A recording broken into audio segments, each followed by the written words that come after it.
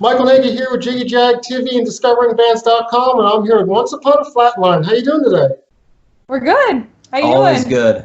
good. Doing good. So you want to tell us a little about the band for anyone that doesn't know? Okay. Sure. So we're Once Upon a Flatline. We're a theatrical post-hardcore metal band from Buffalo, New York. It does snow pretty much all year around here. That's true. It snowed yesterday, so for those following along at home. Quite a bit. There are 6 of us in a band, right? 6? Yes, there are 6 of us. Maybe a keyboardist, so that's pretty cool. It's true. My name is Justin Flatline. I play the rhythm guitar, and I also do the yelling in our songs, and the various forms that yelling takes. And I'm Alexis Valentine. I do the singing in the band. So. Awesome. Now, how did you guys start the band? How did it become? Oh, God. So how we started the band was it's kind of an interesting story. So I'm like myself. I wanted to get music going because I wasn't really happy with the direction of my life. I don't know, kind of paraphrasing here, but it wasn't until actually we had a friend pass away that made both of us realize that we were legitimately wasting our lives just waking up, going to work, coming home, rinse and repeat. You know what I mean? We had an apartment, and we had all our bills on time, and we still we live, but it wasn't what we were meant to do. You know what I mean? So we really looked at ourselves and decided to try to do something different. Yeah, everything felt too comfortable. It was is this it?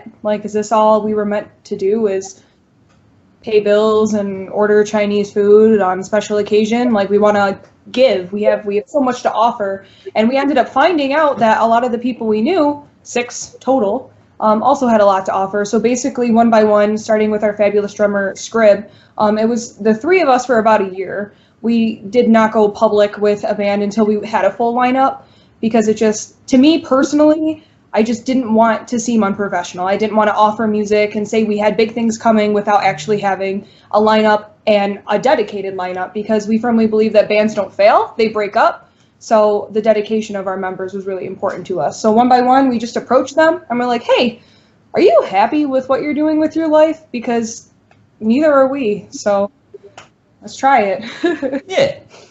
Awesome. Yeah, I guess that goes into the same concept as a lot of your style and songs are about storytelling and stuff. So you want to go into a little detail more about the themes of your music? Oh, we've been found out. Yeah, I guess it pretty much stems from just the kind of music that we grew up listening to. Concept albums have always just been the absolute focal point of our lives, So yeah. You want me to? So basically, Once Upon a Flatline, our direction from the day we started to whenever we decide to end is that our music will always tell a story. Our catchphrase is the story starts when the music begins. So all of our releases will be some sort of story. Our current release right now, all of our singles are off an EP called The Theater Lucy. And without giving too much away before we release it, it's basically inspired by Broadway musicals and the ghosts who have performed those musicals telling you stories. So, yeah, we've always grown up with concept albums. We love bands like Ella Santa, Queen, Alice Cooper, David Bowie, just all of those big theatrical performers. When we play live, we want you to walk away with music and an EP in your hand, but we also want you to walk away having seen something super freaking cool. So a performance, an actual theatrical show then. Yeah, exactly. Yeah. Cool. Now this quarantine time, how are you guys handling that? What are you currently working on? Well, lucky for us, most of our band all lives in the same house, so that's really cool. And currently what we've been working on is we actually had recorded a bunch of music right before quarantine, right up to basically the day. I think it was March 13th, our last time in studio. So we're luckily able to still release music. We're still kind of rolling with the punches on how to release music during quarantine, because algorithms and when people are online versus when they're not is totally different now. People are up until 5 a.m. No one has any idea what day of the week it is. So before it's release on Wednesdays at 3 p.m. Now it's I don't even know. was it Wednesday? I The told song will be out. I'm unsure when. I told my boss to have a good weekend on Monday, so like that's where we are mentally. But we're also working on just doing like a cute little web show. Our band is super fond of going live. I think it's a really good way to engage with people, and We do it pretty frequently. so working on a web show where we just kind of talk about what we're doing, because I feel like everyone might be a little bored and stir crazy. So it's good to hear voices that aren't your own. This is all over. Do you have plans to play live? We actually have a show that was rescheduled. So It's true. July 11th? The show is currently scheduled for July 11th. It's a headlining show up in Niagara Falls, which is near where we live. If that show is postponed again, it will still go on, but we're just not sure when yet, you know? Do you stay local to the area, or do you do travel tours? Or We had plans to travel this year, but everything is kind of being pushed. So no, we haven't traveled yet. It's true. But we'd love to.